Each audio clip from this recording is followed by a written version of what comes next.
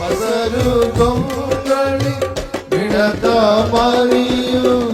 చీడ పురుగులను లోక మర్యాద గర్వము ద్వారా లోక మర్యాద గర్వము ద్వారా నష్టపడింది ఇలలో సోమరితనము దురభిమాన పాపము